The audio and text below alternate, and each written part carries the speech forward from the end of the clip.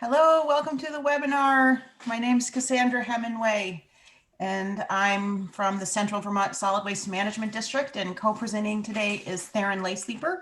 We are both the outreach team at our Solid Waste Management District.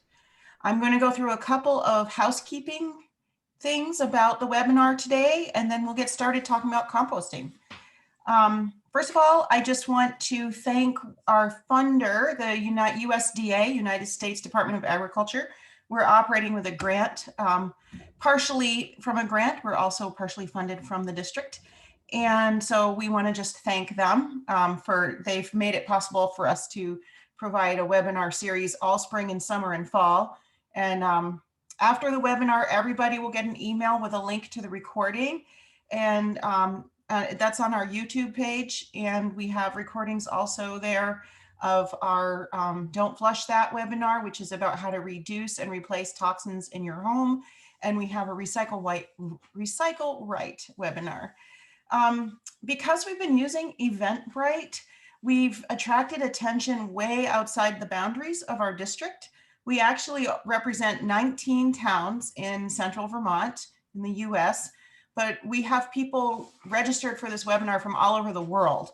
So I just want to if you're one of those folks, I want to let you know that we are going to be focusing on how to compost in the Northeast in the US and specific rules and guidelines and our law in Vermont around food scrap diversion. So our focus really will be local to Vermont, but most of the composting information is applicable wherever you are.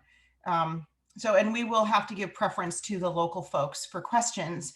And if we can get to some of the questions that might be about something specific to your area, we'll try.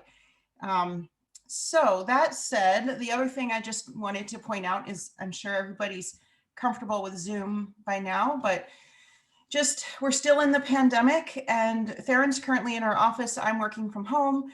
It's unlikely, but it could happen that my internet will cut out because we are in Vermont and the internet is as good as it can be, but sometimes it cuts out. But we've become pretty comfortable with continuing the flow if something like that happens, and I'll pop back on if for some reason we have an internet issue. Lastly, if you have a question, we encourage questions throughout the webinar. Just please put it in the Q&A box, and we will be checking them between the different sections. And then at the end, we'll reserve time for a longer question and answer session where we'll try to get to all your questions. Theron, is there anything else I missed, and would you like to introduce yourself? Hi, everybody. I'm Theron, and as Cassandra said, I'm part of the outreach team at the district. I think that covers all the housekeeping, so we can get started with the presentation. Right. Okay, so first we'll just do a brief overview of what we're going to talk about today. We are going to start by talking about why compost in the first place. And some of that section will be specifically talking about some of the Vermont rules and laws around food scraps and what to do with them. And then we'll go into what exactly is compost. And this part is really important because when you really understand what compost is and how it happens, that drives how you compost, and it'll help you be successful, not have smells, and keep animals as uninterested as possible in your compost system. Then we'll have a section where we go over some of the common compost systems you might have heard of, and we'll talk about pros and cons for those. We'll talk about recipes. Is really about, how the ratio of food scraps to carbon materials, and some of the details get right into the granular level of saving food scraps and all of that's involved in that.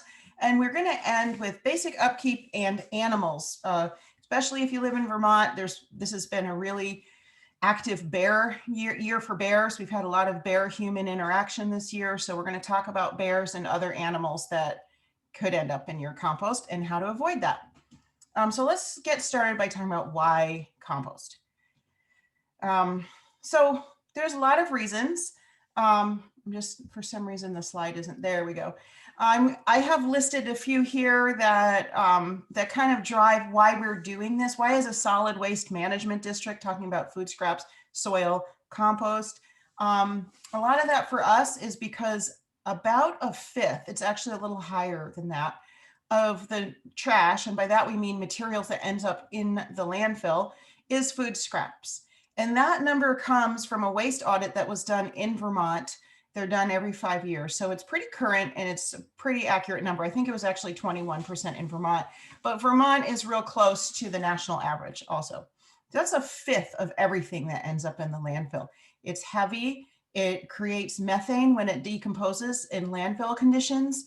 And it also contributes to the reason why landfills smell so bad. They don't only smell bad in landfills, they smell bad in your trash. So actually pulling them out of a trash bin, putting them in a compost bin and managing them appropriately actually takes that whole component out of your trash. If anyone's ever had a stinky trash can in the kitchen, it's because you put food scraps in it. So this is going to take that out of the equation. We've talked about methane. I'm going to go into that a little more in a minute. Welcome people to pop in the chat box any reasons why you compost. This is something to really think about when later on when we start talking about compost systems. It's actually really important to know why you want to compost when you create your compost system, because it's going to be different for everybody. One person might just want to make as much fertilizer for their garden. It looks like Kim Outing just posted they make it for their garden. That's what I do too. Other people just want to keep the food scraps out of the trash and they don't have a garden. So that might be, there's another system that could work better for that.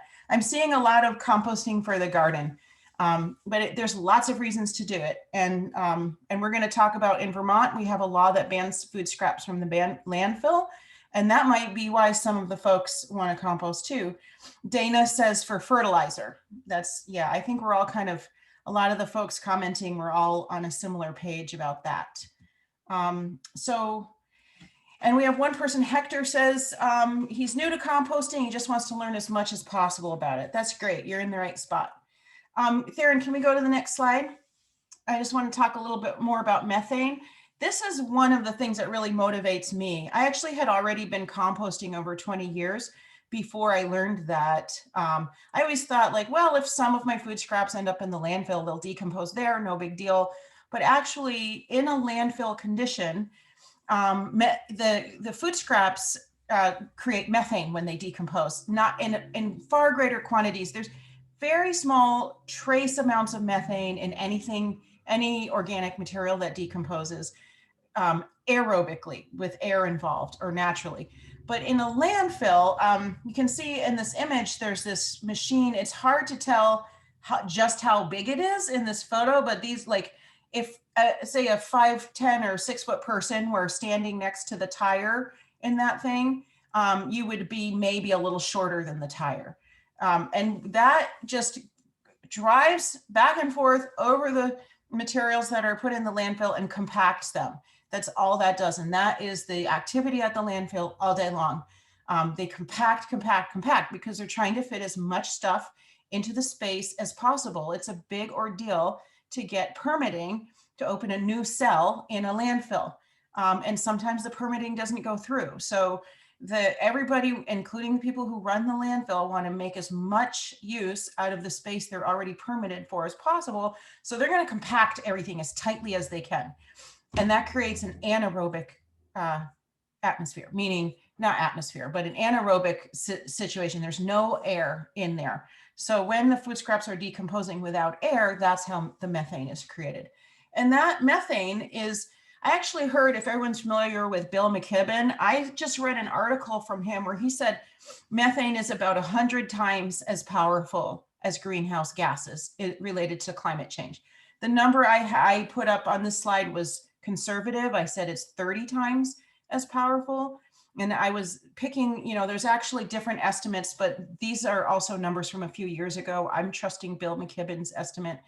Anyway, that's all to say that although methane doesn't fill up as great a piece of the pie as carbon dioxide when it comes to contributing to greenhouse gas, it is a far more powerful one. So it's a good reason to keep your food scraps out of the landfill.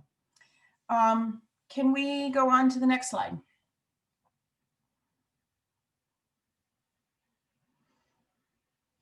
Yeah, so we are also going to talk about the law in Vermont. And it's actually, for the purposes of this presentation, we are focusing on the food scrap ban. And that got a lot of attention this year because the ban on food scraps by residents went into place this July 1st. But the Universal Recycling Law, or Act 148, isn't new. It was enacted in 2012 by unanimously. If you can imagine that now these days, our state legislature passed it unanimously. And it started being implemented in 2014, and it had a different implementation phase every year up until 2017 when everybody got a break. And then this July, the last piece of the law was implemented, and that was the food scrap ban for residents. Up until then, businesses were actually being required to divert their food scraps, and that started from the largest businesses down to the smallest. Now it's everybody: offices, nonprofit organizations, for-profit, and of course residents and households. So we're hoping that as many people who can compost will. All the surveys that have been done in Vermont show that around 69% of Vermonters say they're composting, which is pretty high, I think. But it's not always the right option for everyone. So I just want to review a few other options. If you're watching and you really like the idea of composting, you want to do it, but it might not be something you can do right now. We do promote backyard composting heavily because it is the least expensive way to manage your food scraps, and it keeps all the nutrients and fertility from this valuable resource you have in your food scraps. It keeps it right in your backyard, and you get to use it in your plants or your garden. But if that's not an option, there are drop-off sites for food scraps all over the state. Every transfer station in the state is accepting food scraps for drop-off. Some of them charge, but they have a fee they have to pay to have them hauled away. Commercial composters in Vermont typically have a residential drop-off site somewhere. And this photo here is an example of one right here in Montpelier. Vermont Compost Company keeps these bins available, and residents can drop off their food scraps pretty much 24/7. They've had a lot of success in having it be contaminant free, and people really appreciate it, and there's no charge. There's also some neighbors share. Like, for example, I have 2 neighbors who contribute to my backyard compost. And so sometimes you can find a sort of informal situation if you either want more material in your bin, like for many of you who are gardening, if you invited a neighbor to drop off their food scraps, you'd have more compost at the end of it. Conversely, maybe you don't have a place, but your neighbor has, so that can happen. And there's also some community composting sites around the state. Those are scattered. They're not available everywhere, but if you hear of one or want to start one, we do have a section on our website about it, and the Vermont Community Garden Network also has information about it. Curbside haulers are an option in some places. That's where there's literally food scrap haulers who will come and pick up your food scraps once a week in a bucket out on the curb. And it's been pretty proven to be effective and clean. People worry about animals. It has not been a problem, and curbside hauling has been happening in the state for about 8 or 9 years without an issue. And then lastly, we just want to let everybody know before we start going into the details about composting that meat and bones are exempt from the law for residents, not for businesses. So that means if you're composting in your backyard, there's nobody saying you have to put your meat and bones in there. In fact, everyone would prefer if you didn't. Putting meat and bones in your compost is going to attract animals. So you don't have to compost them or put them anywhere. There's lots of things you could do. You could bring them to a drop-off site. You could dig a hole in the ground and bury them. You could use a green cone, but you don't have to put them in your compost. And the reason they're not exempt for businesses is because businesses are all having their food scraps hauled either to a farmer or to a commercial composter. And when it's hauled to a commercial composter, they can take meat and bones because they're operating on a large scale where everything gets hot for long enough to kill all the pathogens. We have a question, what's a green cone? We're going to be answering that really soon. I'm going to put that on hold. And actually, I think we're ready to hear from Theron on some of the details about what composting is. Maybe this is a good time to take a short break and look at some of the questions that have popped up. Let's see. So I'm going to hold off on the green cone question. I want to tell you right now, but it's actually coming up in the presentation. Actually, a lot of these are comments. Most of the people said they wanted to compost for their garden. That's nice. Okay. So we're going to keep moving on then. All right, let's talk about what compost is. So the dictionary definition, which you just saw here, is that it's a mixture of mostly decayed organic matter, and it mentions what it can be used for. When we're talking about compost, we're talking about the food scraps combined with whatever carbon inputs we're putting in, and it's fully processed. It's already been broken down so that you can't recognize any bits of food in it anymore. It's basically been turned into soil. It's fully broken down by the organisms that live in it. So I mentioned that we're adding things to it. We have our food scraps, which are nitrogen rich, and we call those greens. And then we have our carbon inputs, which are that's what we call browns. And those are, I'll get into examples of those later, but those are very important for the balance and the chemistry of the compost.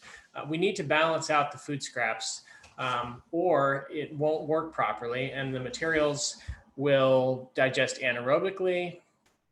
They'll break down and create methane, just similar to the way they do in the landfill.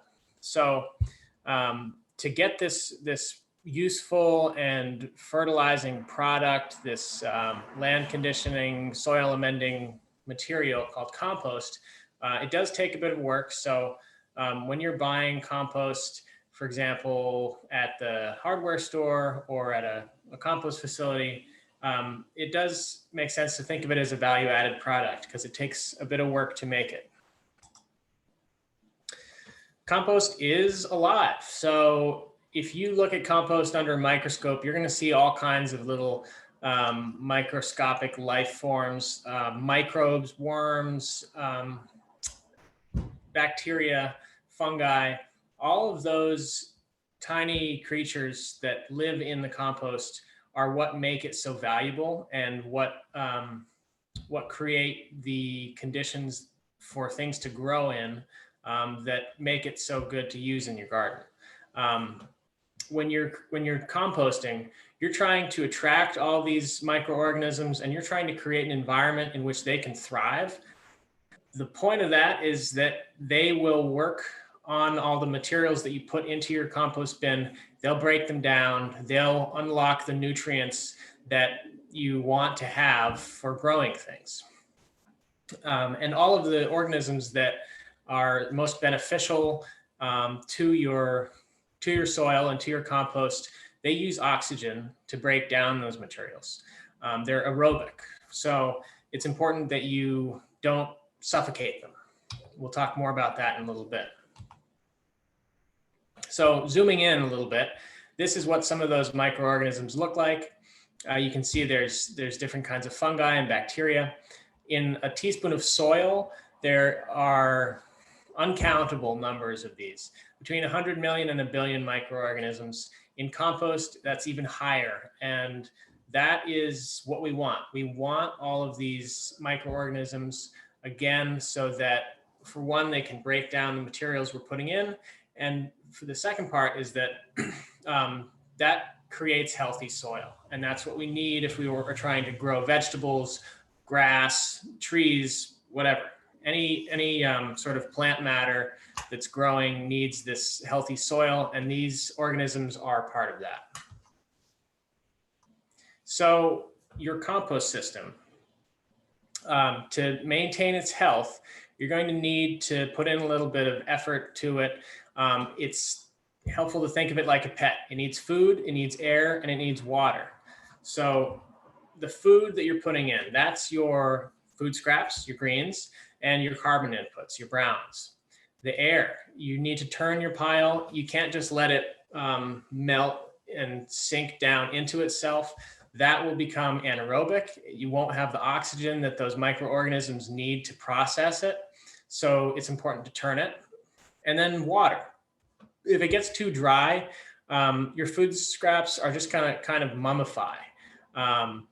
They will take longer to break down, and it won't create the same kind of effect of having all of that life in there that you want. If it gets too wet, again, it can suffocate those organisms. So it's important to balance that out. But the basics are keep it fed, aerate it, and water it.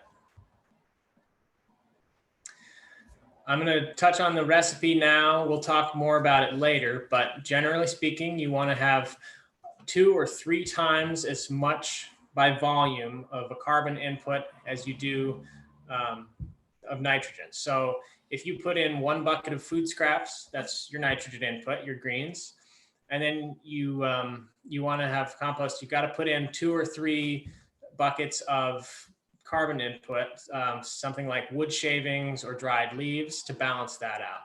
That's going to be the right ratio, the right recipe to create the environment for those microbes to thrive. So I'm sure there are some questions.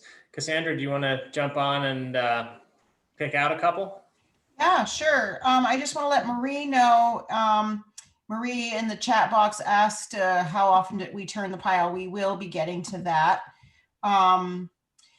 So actually, the couple questions that are in the Q&A chat box are really about Act 148. What Harris asks, is Vermont the only state with that type of law? And the answer is no, but Vermont was the first in the US. And we modeled it after I think Scotland had a zero waste law. And I don't want to speak out of turn if I'm wrong about their landfill ban on organics, but for the United States, Vermont was the first state. And within a few years, most of the New England states had some version of it, not as robust as ours. We are the only one that actually has a ban on residential food scraps, but there are cities that have food scrap bans, like San Francisco. There's a lot of like university and athletic stadiums that are doing this kind of thing. And believe it or not, even the US Army had some test sites where they were not only diverting food scraps, but doing other zero waste measures. So here's a question for you, Theron. Patrick asks, in Vermont, does the Browns ratio lean more to 2 or 3? It doesn't really matter where you are. The ratio is always the same. Ideal ratio is 2 to 3, but it also depends on how carbon rich that input is. So everything has a ratio intrinsically. If you have, say, wood shavings, that's very high carbon to nitrogen ratio. But if you compare that to, say, dried grass clippings or shredded paper or dried leaves, it's going to be a different ratio. So generally, it's going to be about 2 to 3 to 1 by volume. But we'll give you a couple of tips on how to monitor it and see if it's working properly. I would add, there is some wiggle room. It doesn't need to be exact if you're doing it at home. Commercial composters have very specific recipes based on the specific carbon contents of their inputs, and they know exactly what they are. If you're doing it at home, your goal is to create that happy environment for the microbes, and they can thrive within a range. So keep an eye on it and basically see if your food scraps are breaking down. If it's too dry, maybe let up a little bit on the carbon. If it's too wet, maybe add a little bit. Thanks, Aaron. I just would like to add something to full disclosure, that I would say that if you leaned more towards 3 times as many browns as greens, you have a much higher chance of reducing your smells and keeping animals away. And that's why we focus on that ratio. You definitely can do a little bit less. You could do 2 to 1.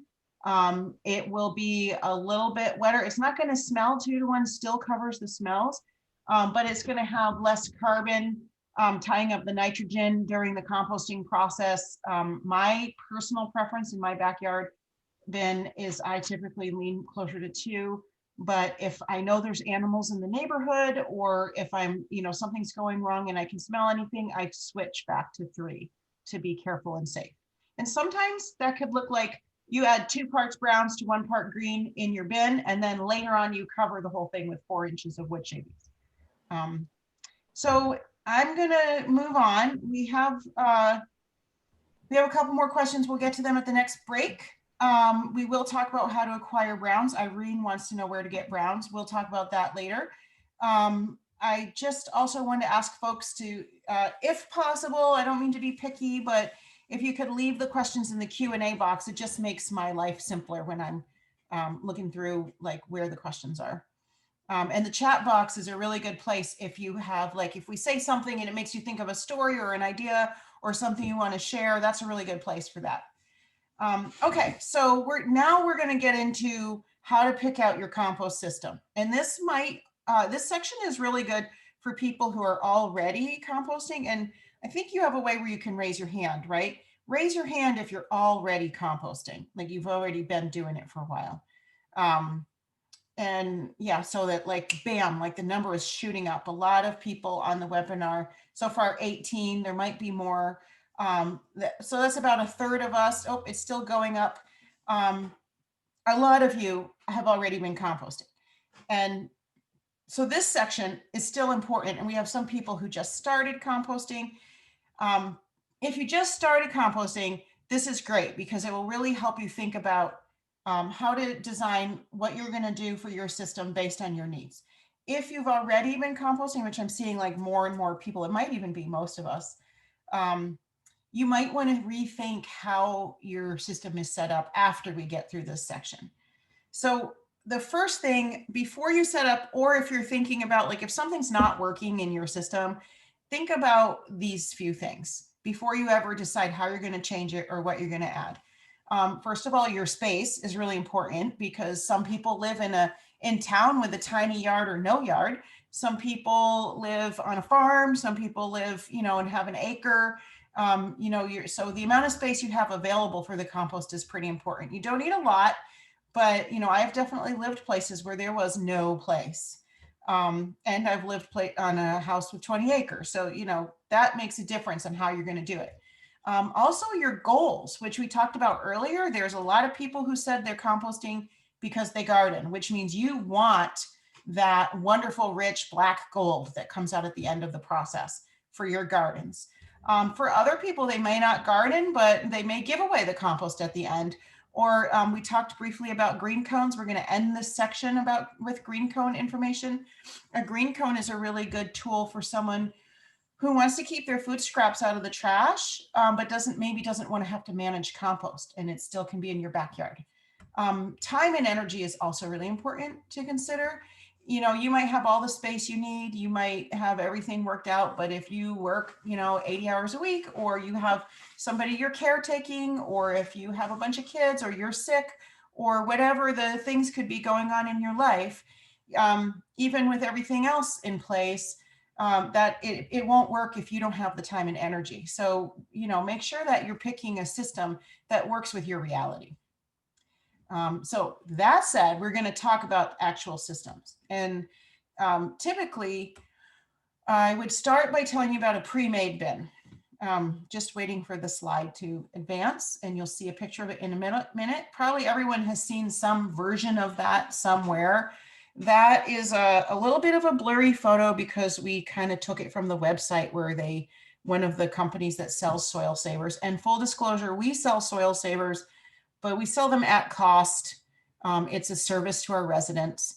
And we picked this particular brand because the plastic is made out of, it's either 95 or 100% recycled content. But there's hundreds of versions of this. You don't have to use this brand. And they all look very similar. They're usually black plastic in a square, rectangle, or even like a cylinder. And so the pros, I think, of a soil saver are that it's pretty easy to set up. If you have never composted before, or you want to add a bin really quickly, if you get a pre-made bin, typically you can have it set up in 20 minutes. Maybe longer depending on your tool skills. Typically, they don't even require tools. They come with everything you need. They're also an enclosed system. So, especially in a neighborhood, like having a pile or like something that's more out there might bug your neighbors. So this is a way of keeping things a little bit tidier. The other things I want to talk about aren't necessarily cons, but they could be. One is, you can't tell from this photo, but the entire bottom of this soil saver is open to the ground. And if everybody remembers what Theron was talking about around the microorganisms, you don't get compost if you don't have the microorganisms. If you have a stinky, slushy, gross compost pile, it's because your microorganisms died or it became anaerobic or both. When you see a beautiful, rich, earthy smelling compost pile, that means there's a lot of live microorganisms making that happen. And having your bin nice and open to the ground kind of inoculates things as you put them in. So it's perfect, actually. The downside to that is that it's really easy for little animals they just dig in the ground under the bin, pop up inside it. And that could be rodents, it could be rabbits, it could be around here, it would be skunks. But there's a fix for that. All you have to do is lay a piece of hardware cloth on the ground and let's see, have a raise of hands of anyone who does not know what hardware cloth is. A lot of people. Okay. And it might be because we have people from all over the world and the country on here. It might be called different things depending on where you are, but it's basically a really stiff mesh screening that for composting purposes, you could get it in a 1/4 inch or 1/2 inch mesh. Either one would be fine. And it's, often used in construction or to it's strong enough that rodents can't chew through it. So it's a really important material to have when you're thinking about composting. You want to line your bins with it. You want to line under your bins with it. So this would be perfect if there was just a layer of hardware cloth about 6 inches bigger all around than the bin. So Stephen says in the UK, they call hardware cloth chicken wire. And in the US, chicken wire is a totally different thing that has like holes that are about 1 inch and it's really flimsy. So that's kind of interesting. Sounds like you guys have your fencing down better for chickens than we do. Okay, so the other thing about it is Theron touched on what your compost needs to survive, AKA your microorganisms, and that was food, air, and water.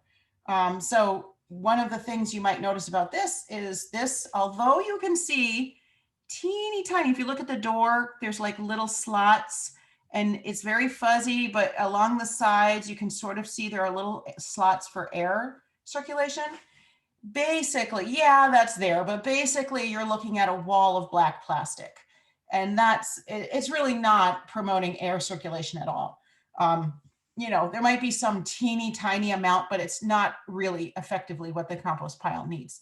So if you do a soil saver or some other version of a pre-made bin, even if it has holes in it designed for airflow, it's really not enough airflow and you're going to need to turn it. And we had somebody ask earlier how often to turn. I'll be talking about that later. The short answer is as frequently, depends on how quickly you want your compost to be done. But that said, those are the basics of the soil saver.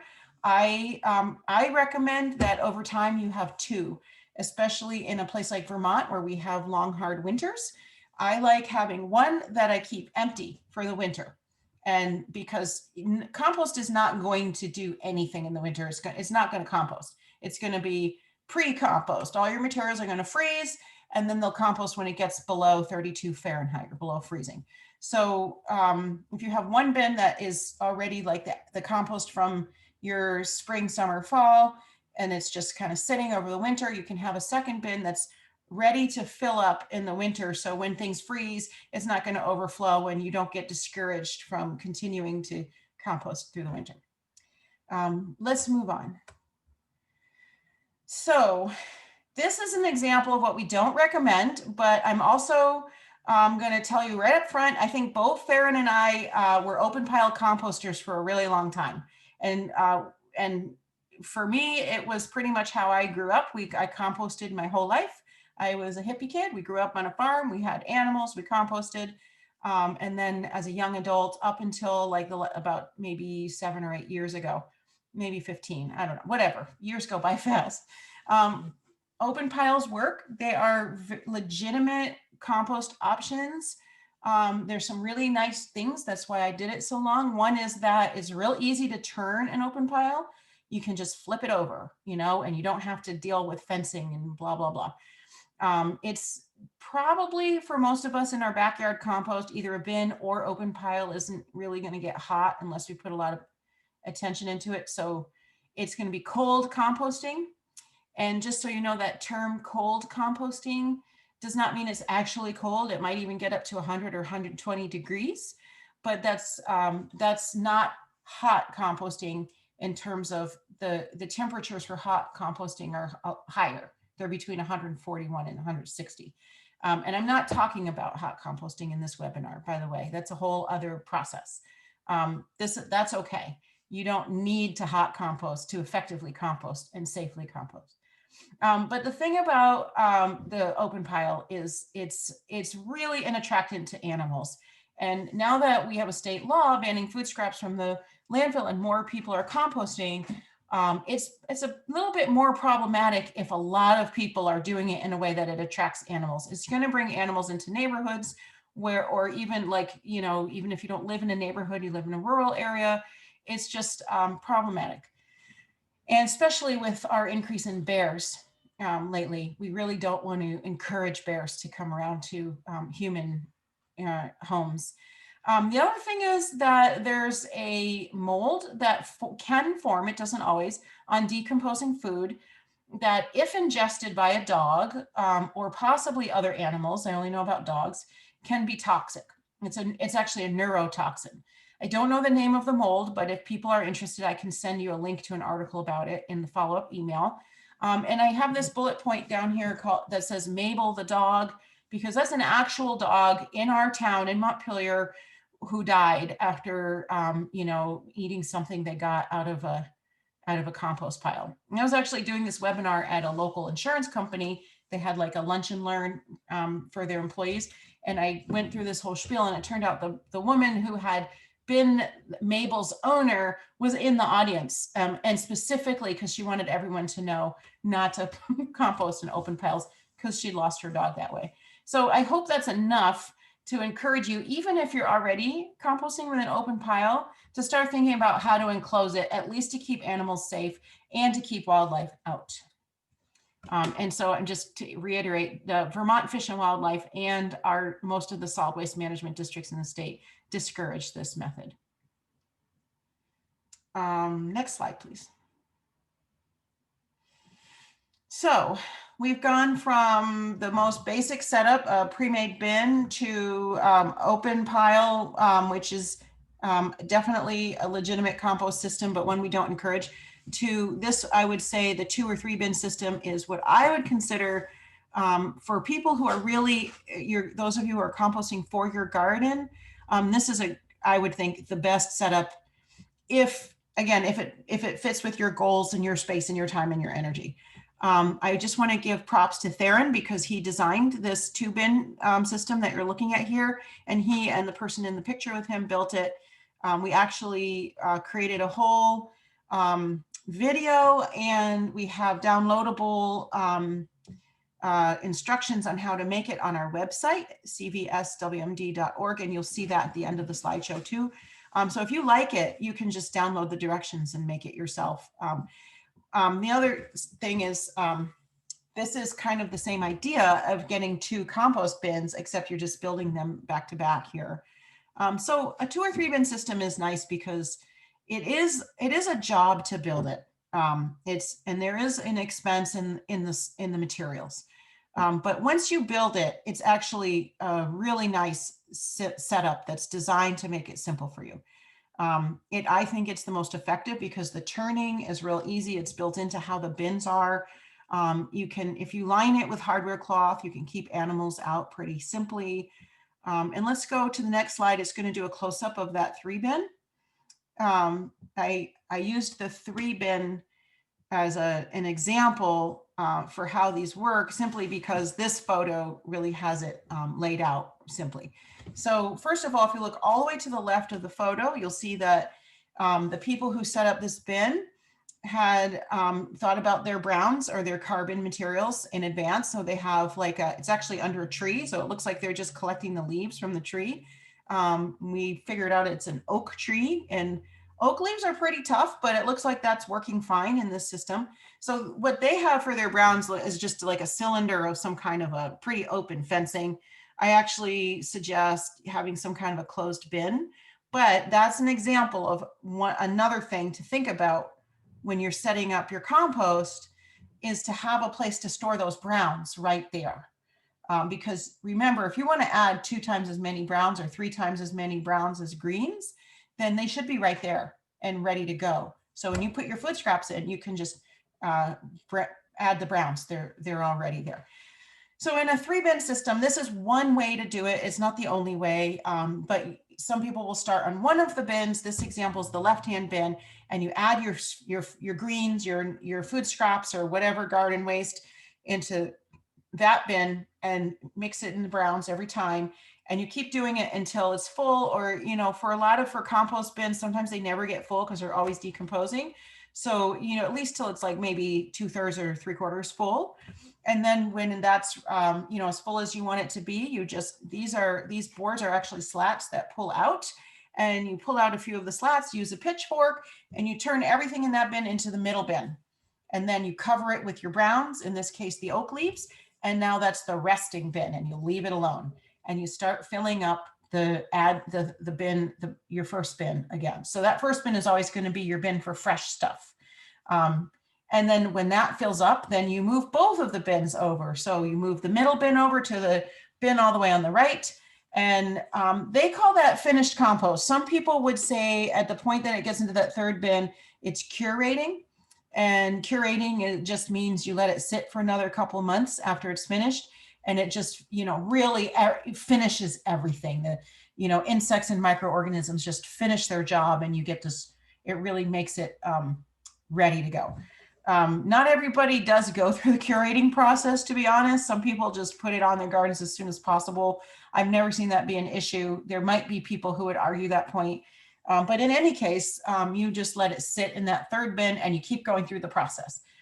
I would say to get from the bin all the way on the left to all the way on the right might be about a year in a home composting system. This 3-bin system is too big for a basic household. If you have a neighborhood and everybody's contributing and someone's organizing it, that's the right size for a neighborhood. We set these up at our community composting sites. Theron and I set up a couple. I set up some before Theron started working with us. I think we have 5 in the area. And when we have places, like a couple of them are set up at housing sites where they have like 30 or 40 units, or there's one housing site that just has 10. This can take that much, that contribution from that many families. So let's go on to the next slide. So if you like this idea and you're a single household, I would recommend you do this version. This is the one that Theron designed and built, and it's really nice for a single household. Next slide.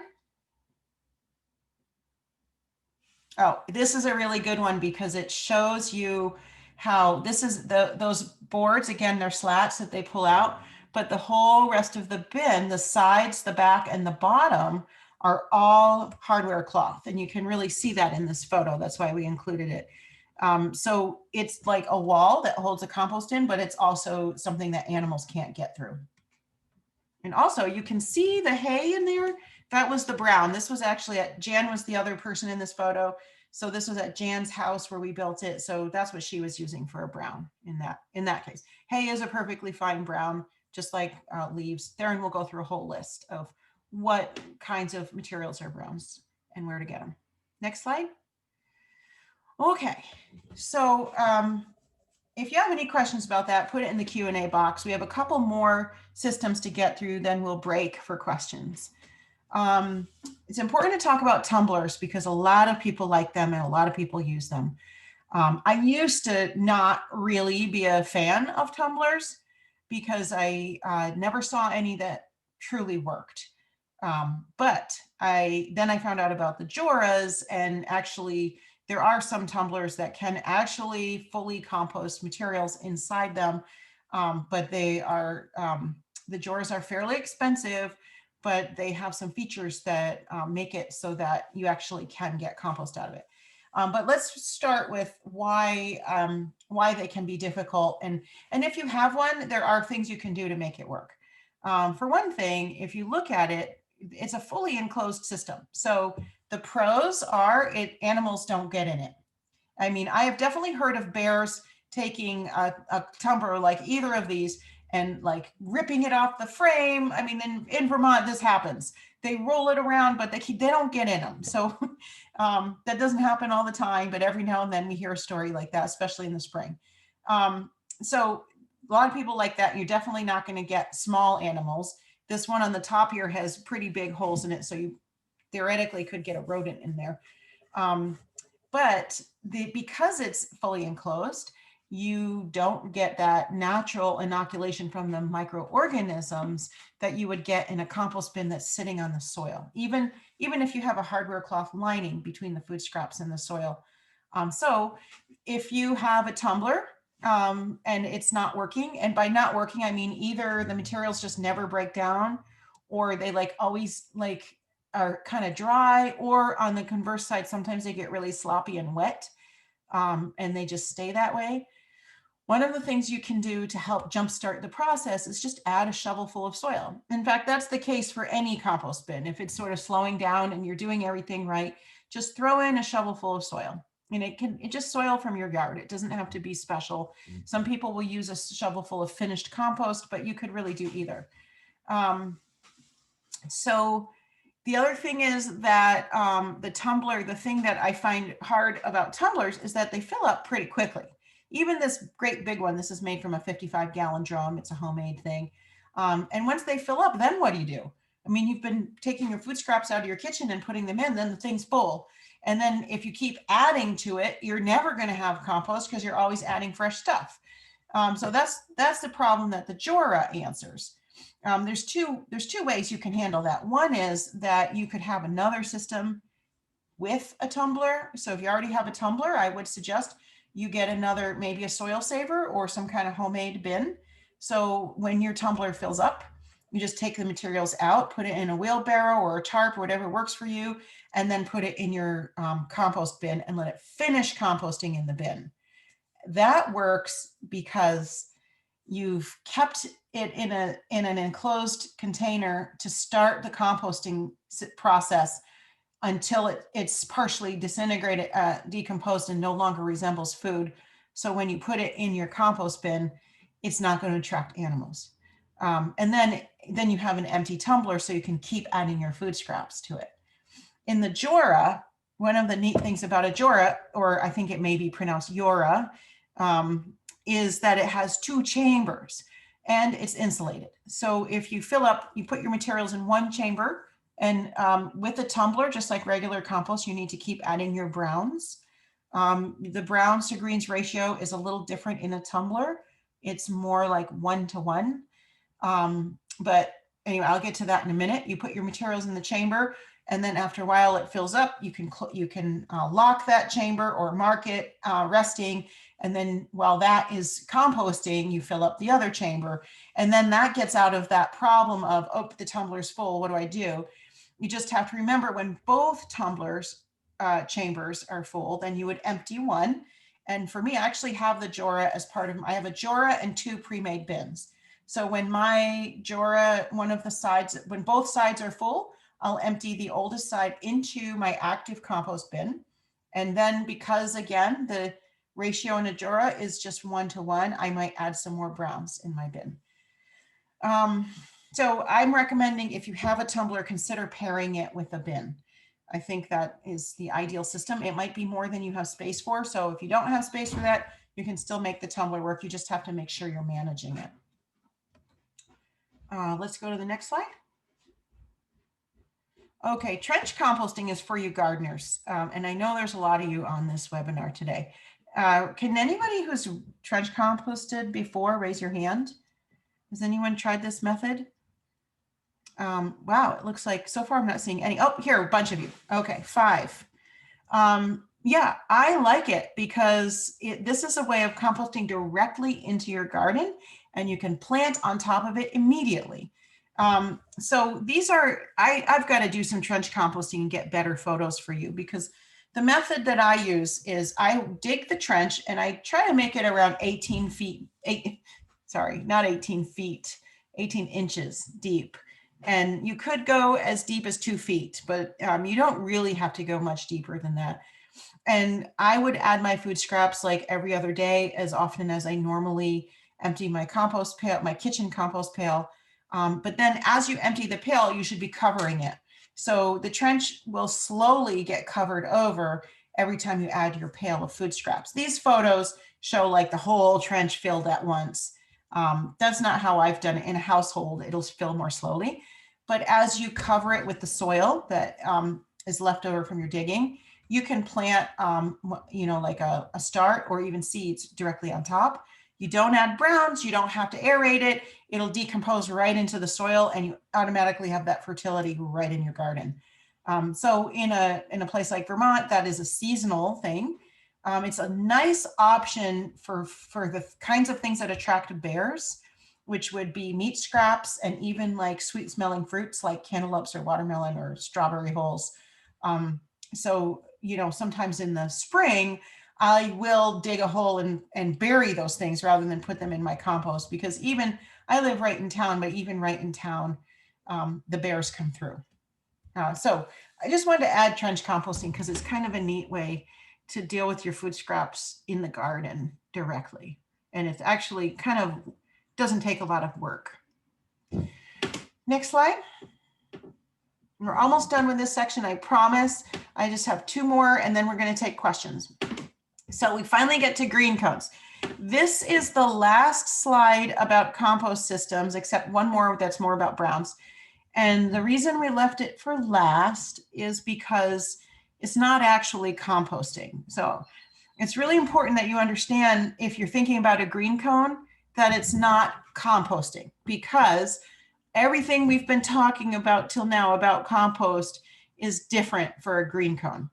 But it is a thing in your backyard that you can put food scraps into, and it does create fertility in the soil.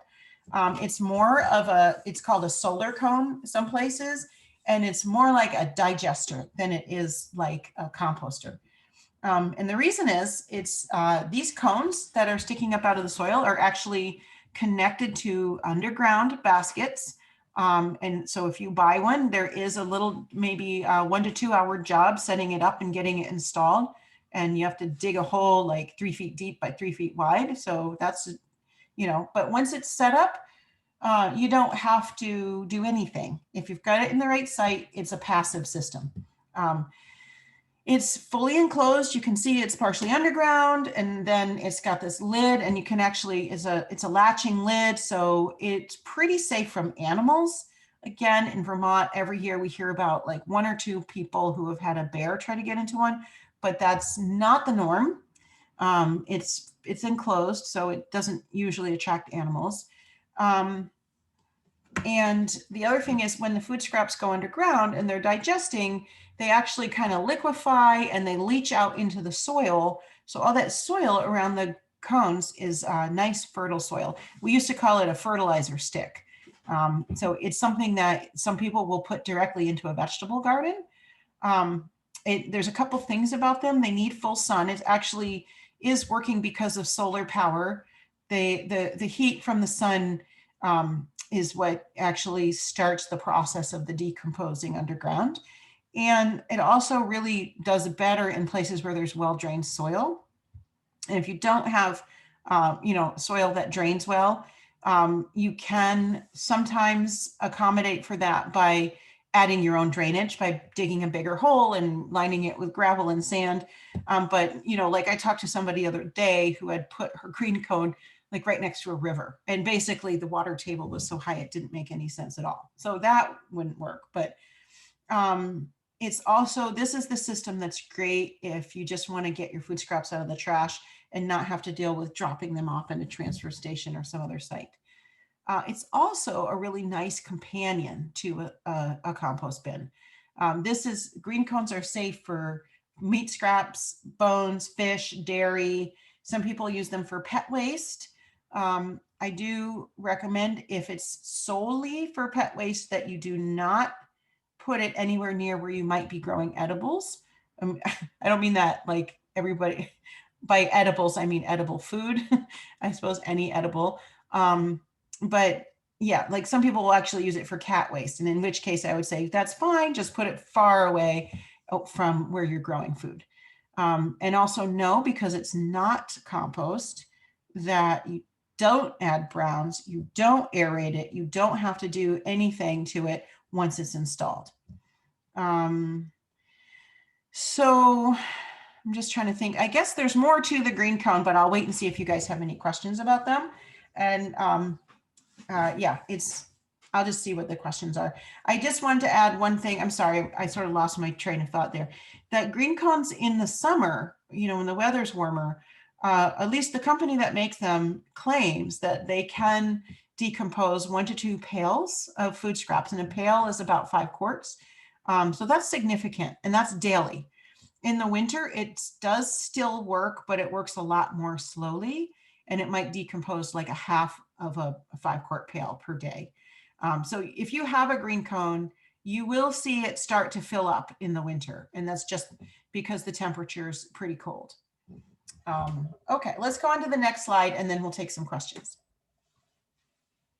Browns. Okay, this is just to reiterate the concept that when you're setting up compost, so again, we're getting away from the green cone. This is not related to the green cone, but your compost system should include something where you store your browns. And this photo up at the top with the cylinder bin and this is basically a 32-gallon Rubbermaid tote with the blue lid. That's my home compost system. I have 2 of those cylinder bins in a Jora, and I put wood shavings or dried leaves in this Rubbermaid tote.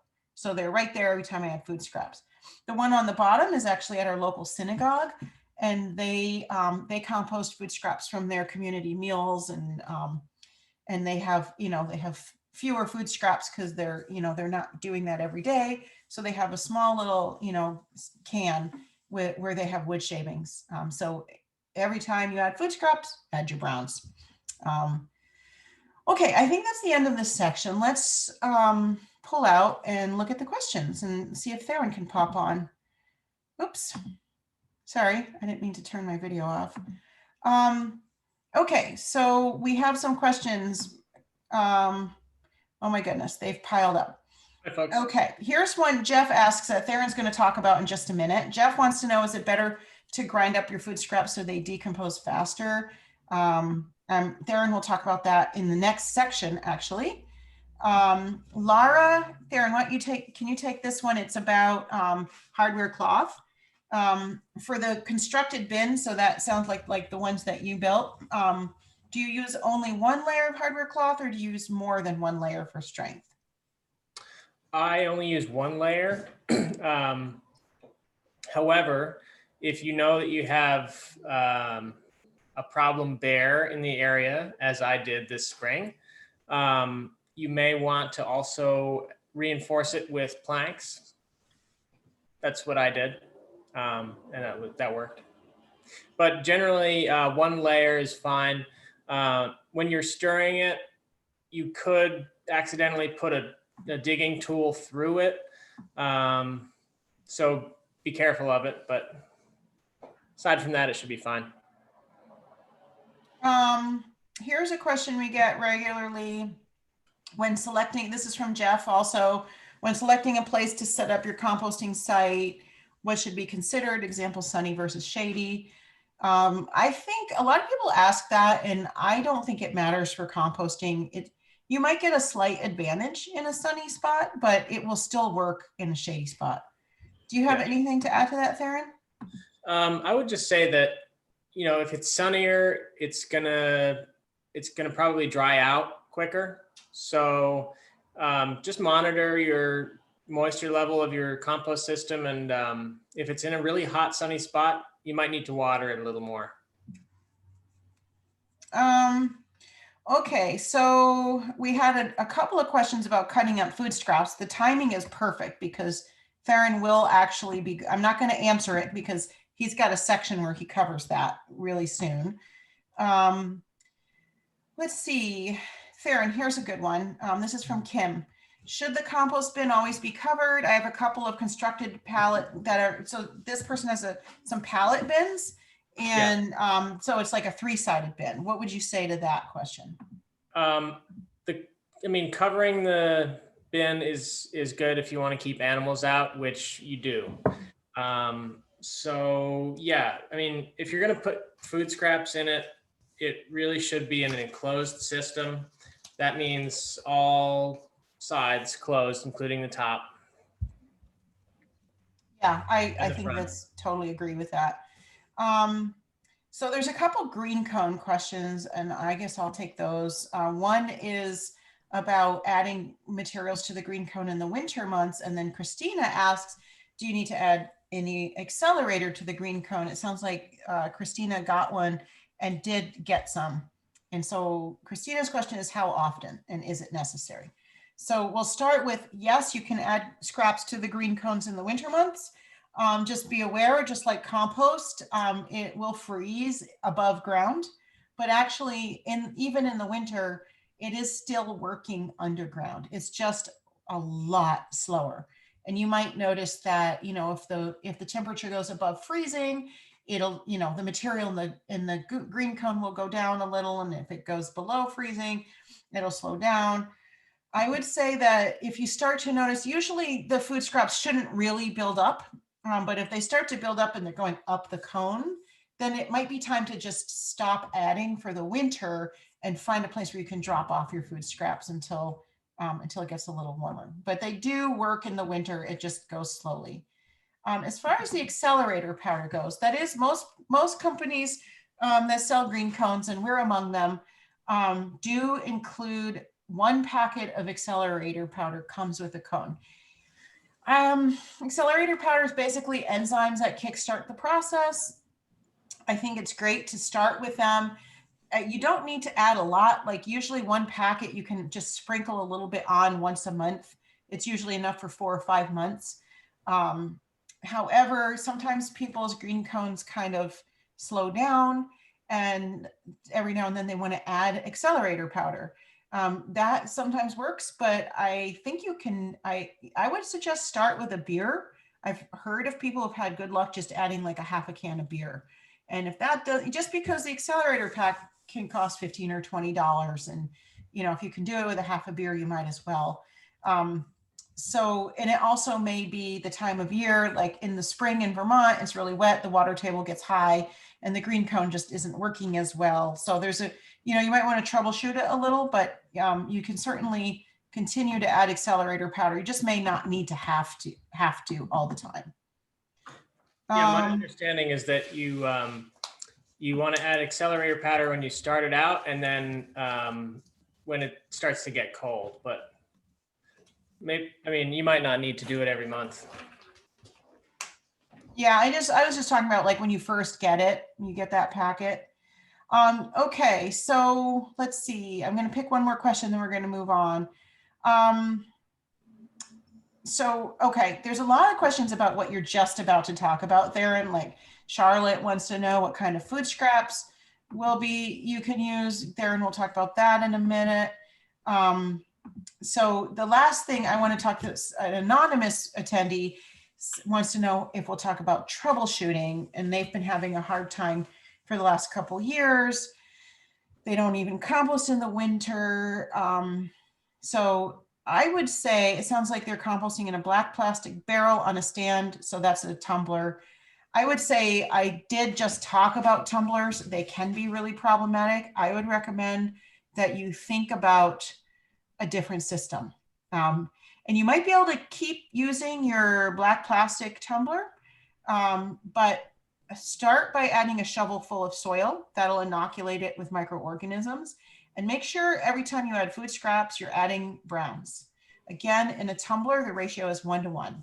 In a compost bin, it's 2 or 3-to-1. So if it's like a totally fully enclosed tumbler, you don't need as many browns. And then I would take everything out of that tumbler that's in there right now. If it's been there a couple of years and it's still not working, and just, if it's wet and stinky, it needs browns and it needs to be turned. If it's dry and decomposed, it may need water. So we'll be talking about those kinds of upkeep things later on in the webinar.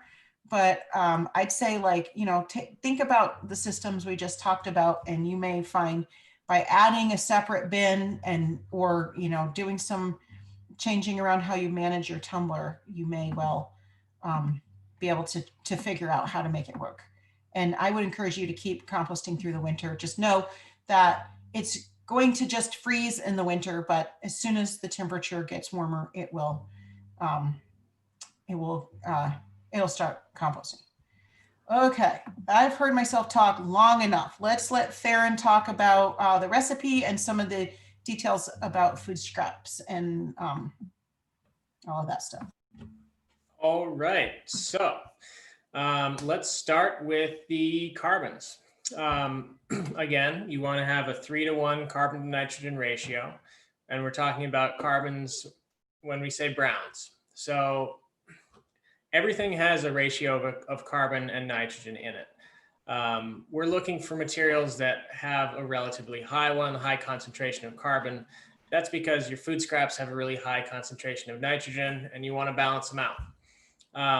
So a couple of examples of those kinds of things are wood shavings, dried leaves, straw, hay, shredded paper. You can use cardboard if you want to, if it's uncoated. You can do dried lawn clippings. Note that I'm saying dried for all of these things. If they're green and fresh, they're higher in nitrogen, and those are greens. And one of the places that you can get wood shavings is you can get it at a hardware or yard and garden store. They sell it in bales. It's a maybe 2.5 foot long bale by maybe a foot, and it's sold as animal bedding. You can get it for $6. So that's a good way to get it, and that should last a while. They also frequently have wood shavings available at wood shops, at mill shops, sawmills. Places that process a lot of wood will often have lots of wood shavings that they will give away for free if you ask nicely. So look around you and see if you can find a business like that near you. They may be able to help you out. Let's talk about nitrogens. So 1 part nitrogen, 1 part greens. These are your food scraps, things like fruits and vegetables and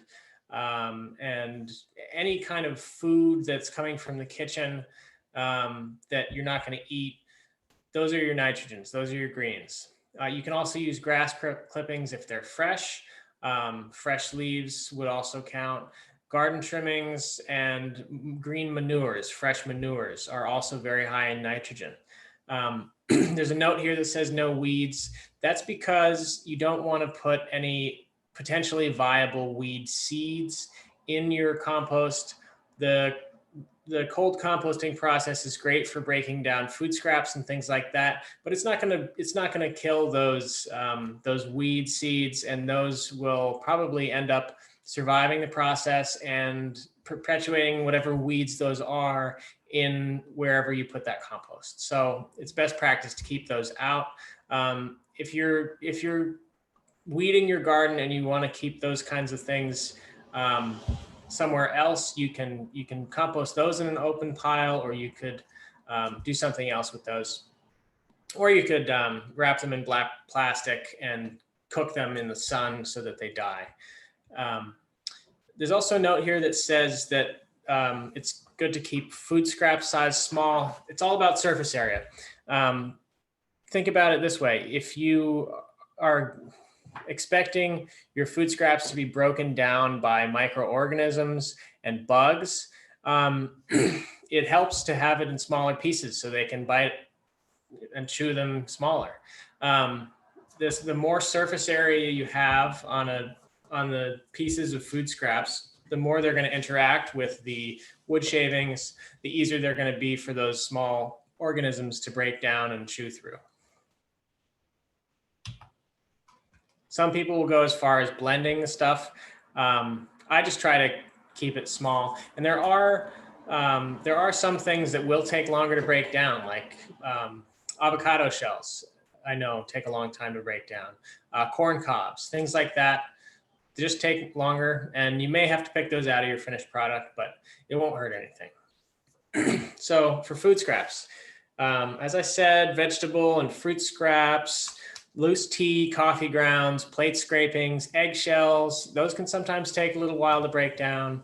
If you're composting at home, you can do napkins and tissues and paper products, but you want to make sure that they're not coated paper products. Oftentimes, paper products that you buy have wax or plastic coating on them to keep them from getting wet. Those things you want to make sure do not end up in your compost bin. Just uncoated papers. Those will serve as more as a brown, really. But if it's got a lot of, say it's a napkin with a lot of ketchup and mustard on it, that's fine. It'll break down in your compost. You don't want to put those in commercial compost bins just because they have certain restrictions on what they'll take. You want to make sure you check with a commercial composter before you go putting things in there that are not food scraps. Everybody has their own systems, and you want to respect those. So here are a couple of examples of how people collect food scraps in their kitchens. You can see a lot of people just use any old durable plastic container that they can wash. That's what I recommend. A bucket or a pail, an old yogurt cup, any of these things will work. And again, the important part is that it's easy to rinse out, easy to wash. It could be metal, it could be glass. Doesn't really matter. You can use something new, like a new compost pail. We have those for sale if you want something that looks really nice. But you can see people just use old buckets too, and that's fine. In the bottom right, there's a picture of somebody's compost collection basket with a bio bag in it. That's fine. I've never used bio bags because I didn't see the point in buying extra bags when I could just rinse out a bucket, but you can if you want to. I think they'll break down in your backyard compost, but you don't want to use plastic bags because those will not break down in your compost. You'll have to pick those out.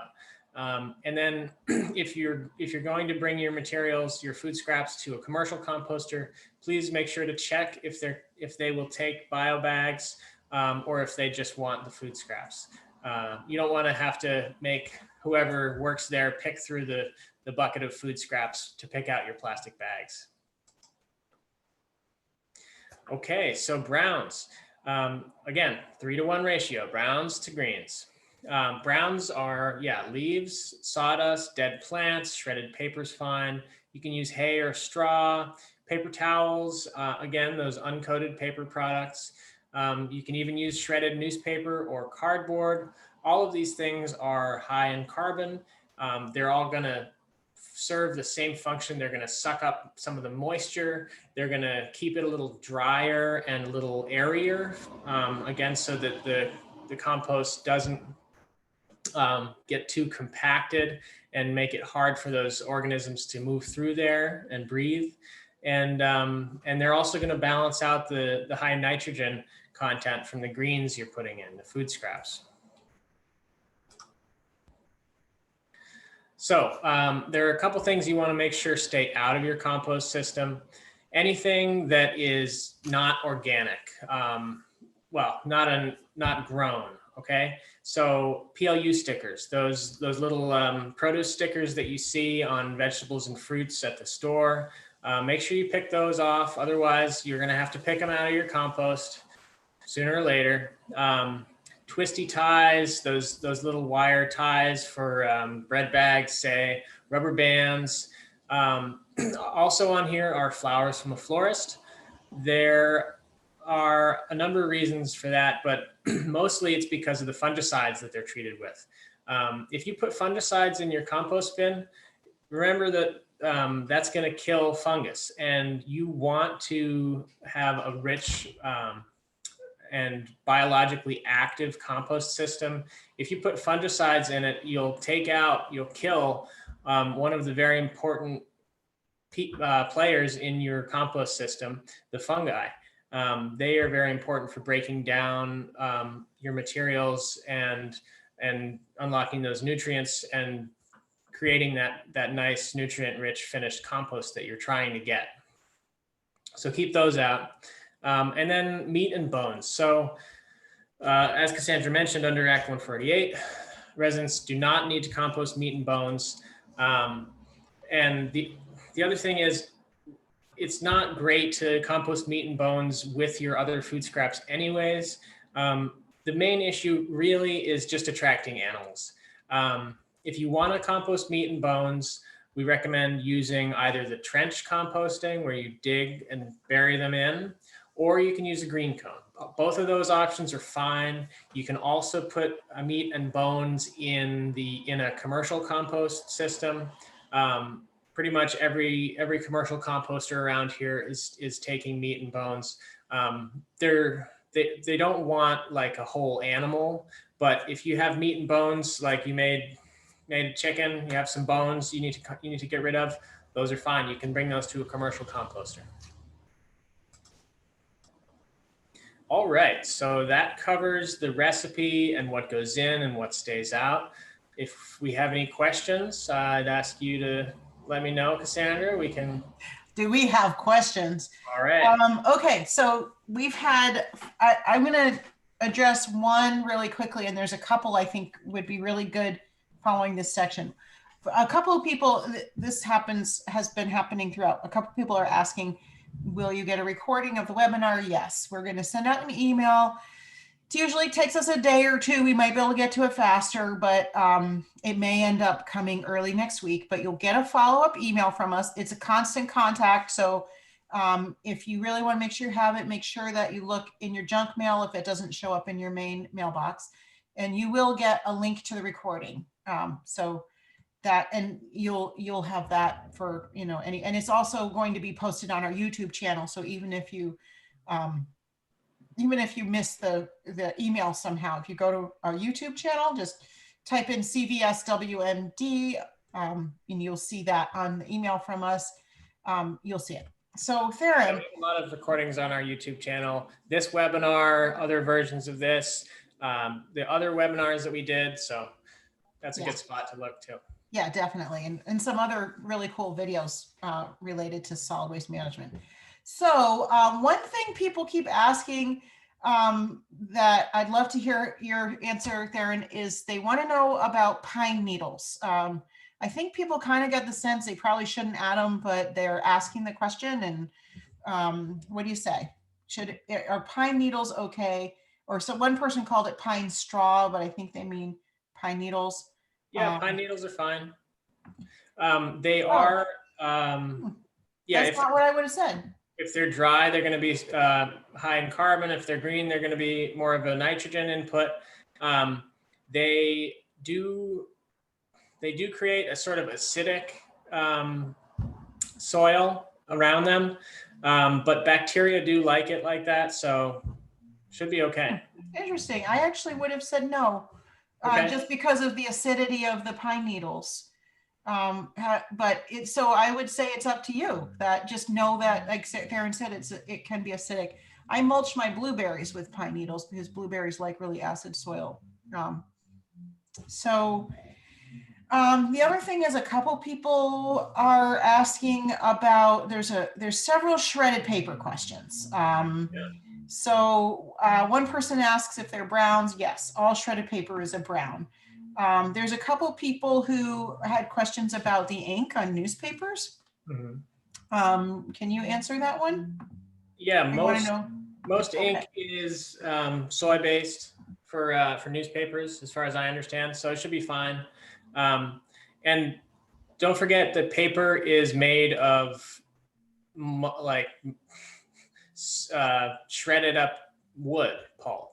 It's essentially just sawdust and water in a thin sheet. It is a carbon input. Yeah, and just, it doesn't have as much, the word is eluding me, but it doesn't have as much structure as like leaves or wood shavings. So I wouldn't use only shredded paper. If it's something you add in addition to other browns, then it's fine. Yeah. Okay, so Susan asks, I think I'm going to take this one. What about citrus fruits? No problems at all. I would just say, like Theron talked about, how you want to cut your food scraps up small if they're, tough, like someone asked about cauliflower cores or broccoli stems. Citrus, to me, I would include citrus peels in that. I usually cut it up a little smaller. It's weird how a lot of people think you're not supposed to compost citrus. It's totally fine. The reason I want to answer this, I just want to make sure that, not sure everybody knows this, but a lot of citrus and banana peels come to us preloaded with fruit fly babies, let's say. So if you don't know why you might be seeing fruit flies around your little pail in your kitchen, it very likely is that you have citrus or banana peels in it. So if you do eat those materials, I would recommend that you empty your compost pail very regularly.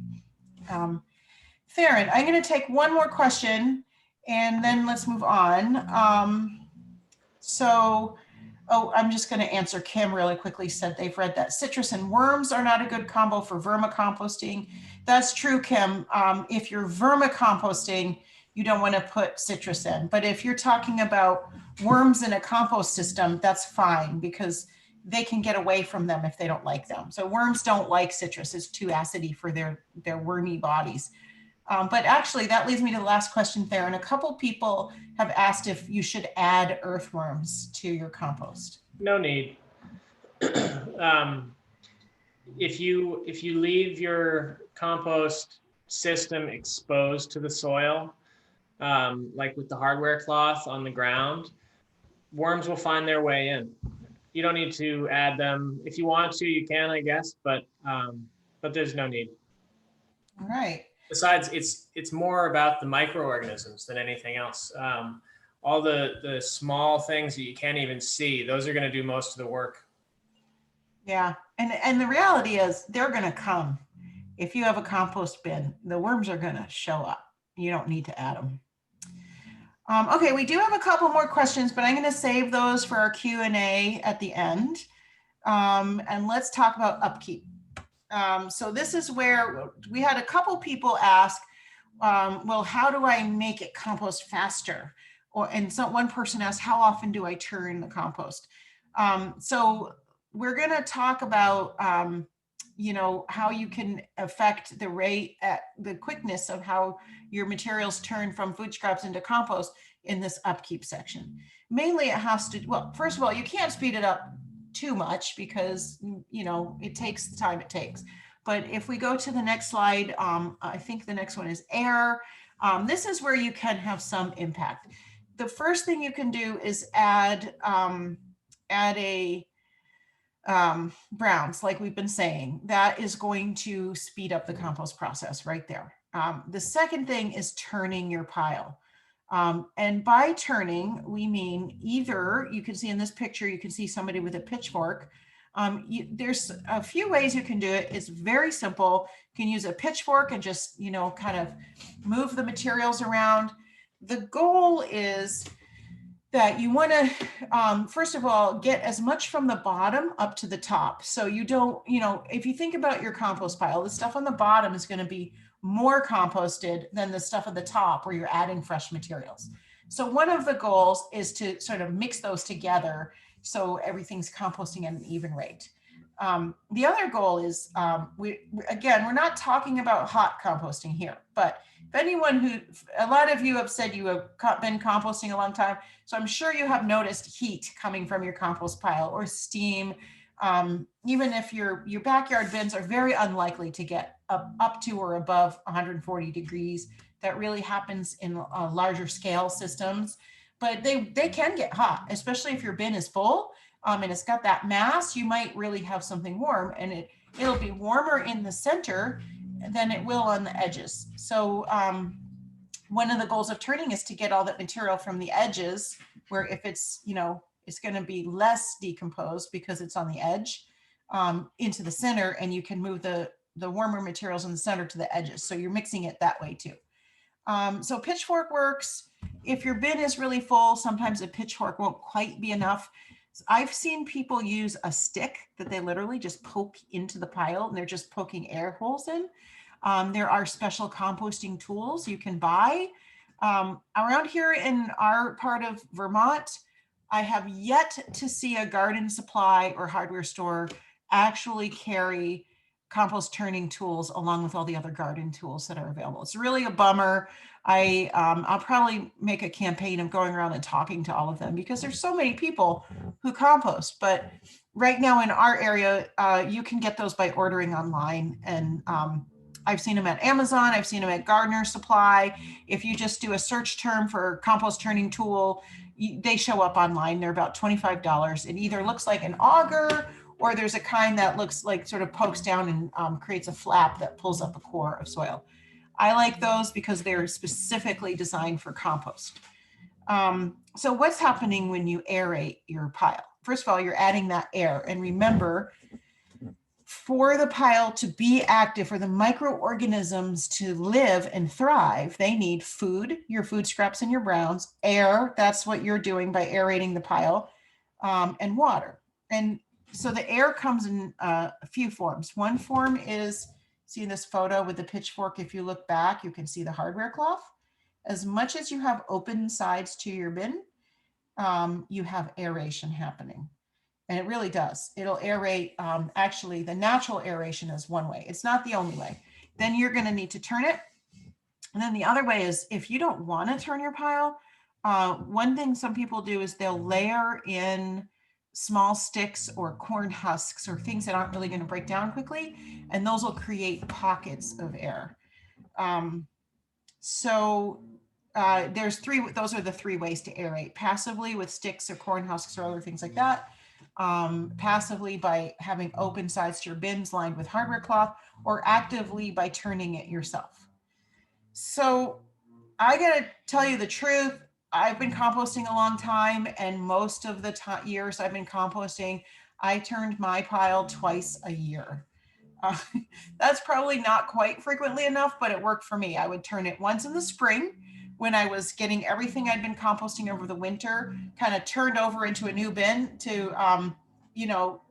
kickstart the process in the spring. And once in the fall, when I was moving everything I'd been collecting all spring, summer, and fall, and I would move it to make space for the winter composting. And part of the turning would be putting the materials in my garden. Now I turn my pile, I would say, or aerate the pile, I'd say every couple weeks, sometimes once a month. It's actually a process that only takes a couple minutes. It's not as onerous as one might think. And the more you do it, the faster you'll get compost. That said, in a home cold composting system, I still think you're looking at anywhere from, I think the maximum you could get compost would be like 5 months, 6 months. I mean, the soonest. And then, I think realistically a year. It's really hard to speed up that process when you're cold composting, but it does get a little faster if you're aerating frequently. Okay, let's talk about water. If you have any questions, put them in the Q&A box. So Farron, can we go to the next slide? So water isn't something I've paid a lot of attention to yet, because we are talking to you from Vermont, and Vermont is not having any problems with water. We get rain and precipitation all year long. However, we did have a drought this summer. So in Vermont, typically you don't really have to worry about watering your compost except in the summer.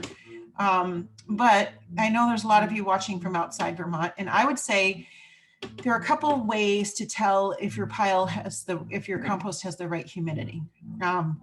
First of all, you use your eyes, ears, nose, and your sense of touch. You can literally take a handful of the compost and squeeze it in your palm.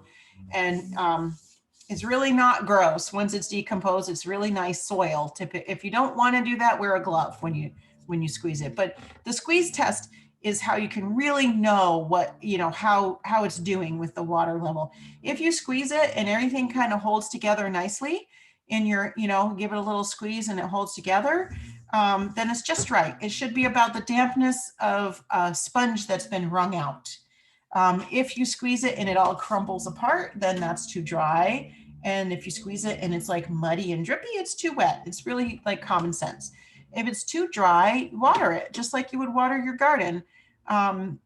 This shows like a watering can, but I have used 5-gallon buckets full of water. I've used my hose. I've used a watering can. I don't have a specific volume of water to recommend. I would just say if it looks wet, add some water, and then use your senses to kind of get a sense of how it's doing. The other thing that adds water is food scraps. So if it's too wet, you may need more browns. And if it's too dry, you may need less browns. That's the other thing that the dampness level could be telling you. So, just remember, if it's too dry, those microorganisms aren't going to be working because they need food, air, and water. And if it's too wet, the microorganisms aren't going to be working because it's basically going to squeeze out all the air and you're going to start to have something anaerobic and stinky. So it's important to pay attention to that.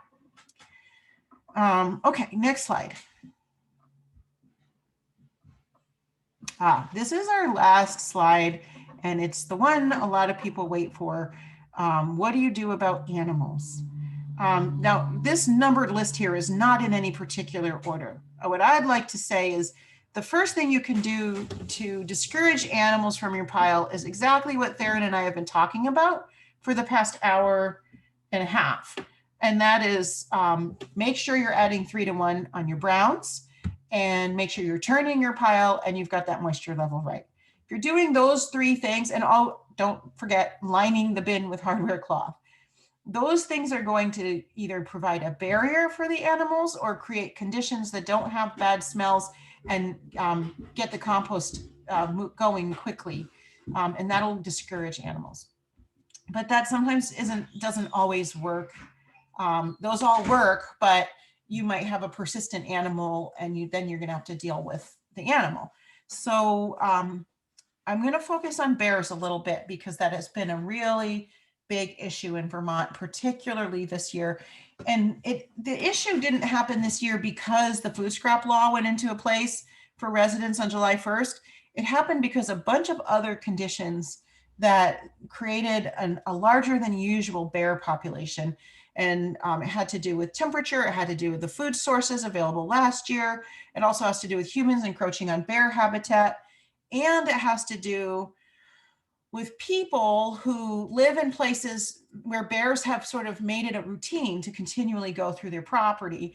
If you don't know what to do, if a bear kind of has decided your neighborhood, it's on its route, we're going to talk about that. So I think the one thing everybody already knows is to take down your bird feeders, specifically between March and November. That's the time when bears are active. The spring is the most critical time to take them down because that's when the bears are coming out of hibernation. They can smell the concentrated protein in the bird seed from 1 or 2 miles away. So even if you've never had a bear in your neighborhood, if you put up a bird feeder, you're basically offering food to bears. They're going to come. But know that they aren't coming in from the woods to your yard for your compost.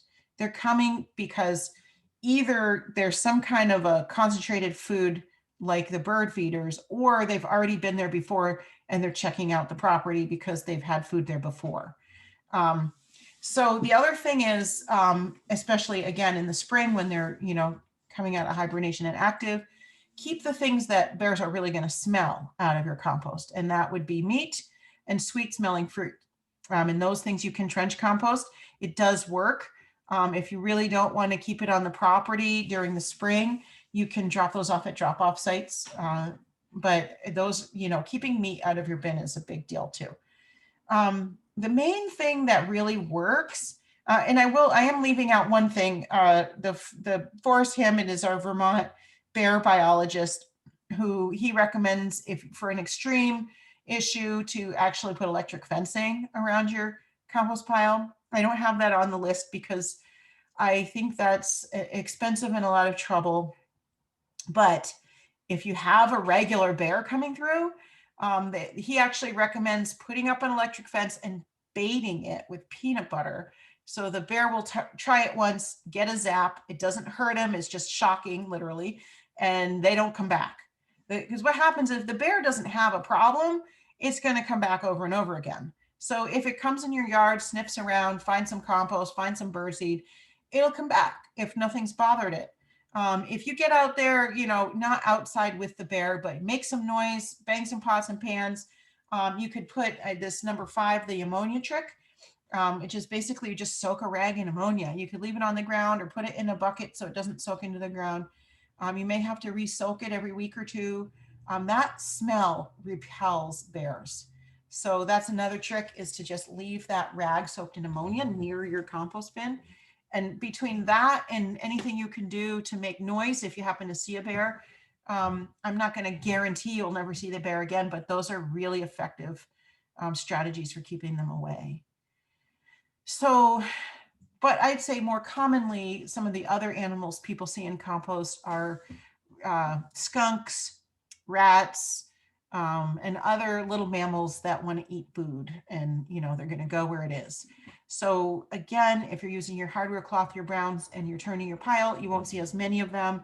If you see that there is some critter getting into your pile, some people will use predator urine, and there is a website called predatorp.com where you can actually buy coyote urine and things like that.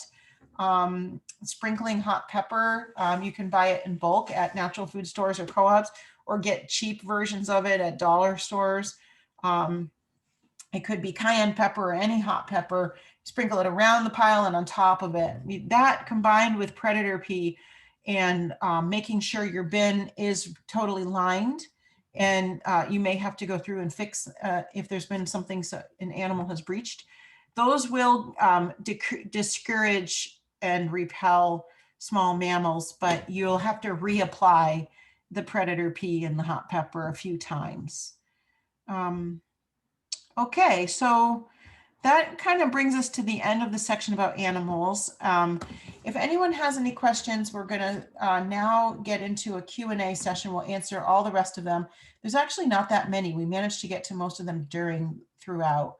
So I'm going to ask Theron the first question, which comes from Charlotte. Charlotte wants to know, is it fair to say that you need 3 bins, one for browns, one for greens, and one to mix them together? No, I would say you could do it with 2 bins and that'd be fine. It's good to have the browns in a dry place, so at least a 2-bin system is good. But really, you can compost with 1 bin, adding greens and browns together.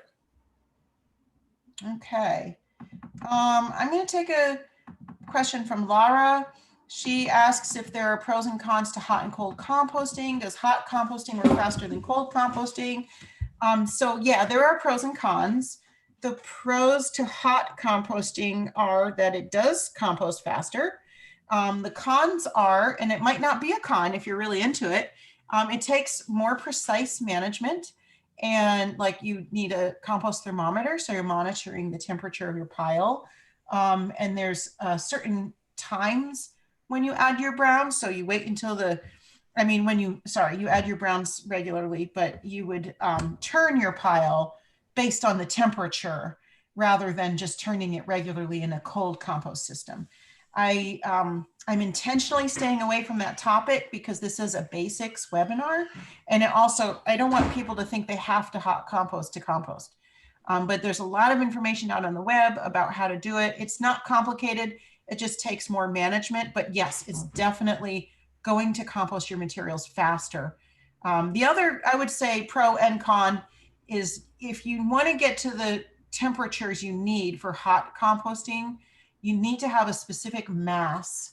And so you have to have a minimum of 3 feet by 3 feet in volume. So what's that, a cubic yard? Yeah. And if you don't have that much material, you really aren't going to get the heat you need. So some people will save all their materials and then create a hot composting pile that way.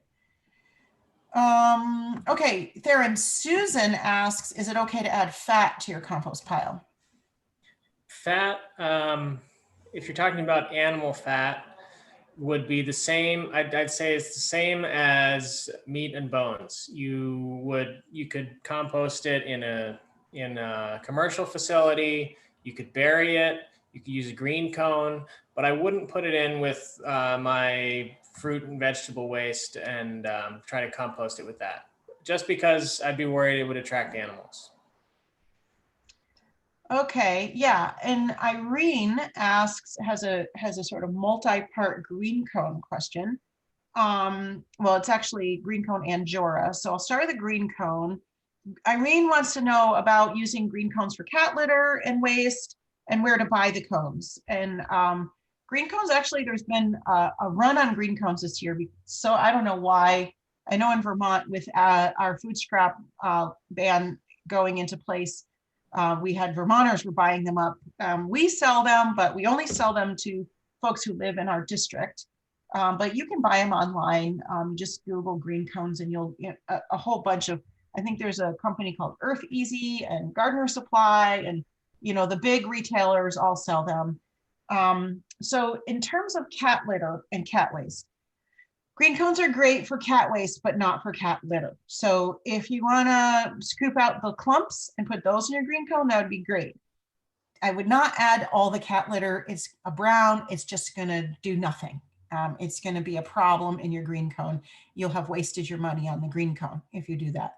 You can have the same effect by just digging a big hole and putting your cat litter in there and then covering it up. But again, make sure you do that significantly apart from where you are. If you are growing any edible food, get it away from there. But it's a lot of people can compost cat litter. Even if you use the clay litter, it's just clay. It's fine to do that with. So the second part of Irene's question is, oh, I'm not sure we can answer that. I'm sorry, Irene. It looks like she wants to know about getting people to help you locate and set up your compost systems with your Jora and your plastic bin. I don't know where you live. You could contact us. You'll have our emails when you get your follow-up email from us. Contact us directly. If you live in our district, we might be able to give you some ideas, but that's not anything we can answer at this point. Okay, here's one for you, Theron. It's our last question in the Q&A box. I don't know. Yeah, this question came in early. I just kind of wanted to wait to the end for it. This wants to know about, can you build a compost compartment in the ground by digging and then constructing a compartment or bin in the ground? How would you answer that? I don't see any reason why not. It would create an aerating challenge, I think. Yeah. Maybe not. Maybe no more than any other bin. I mean, if you're, I'm thinking about the same kind of bin that we had with the hardware cloth sides and the wood frame. Yeah, you might want to make sure that some of it is exposed so that there's air flow, but I don't see any issue with that. No, I think it would just mean if it's underground, it's going to be enclosed on all four sides. So you just want to make sure you have some kind of a tool to aerate it because you won't have natural airflow. I'm not sure you'd get a benefit from doing that though. Maybe it would be easier to keep animals out. Well, anyway, I don't see any more questions. Oh, one more question and then we're going to end. Oh, no question. Thank you for the session. You're welcome, Laurel. Thanks so much. So you will hear from us really soon with a recording of the webinar, and feel free to reach out if you have any more specific questions. Thank you, everybody. Thanks, everybody.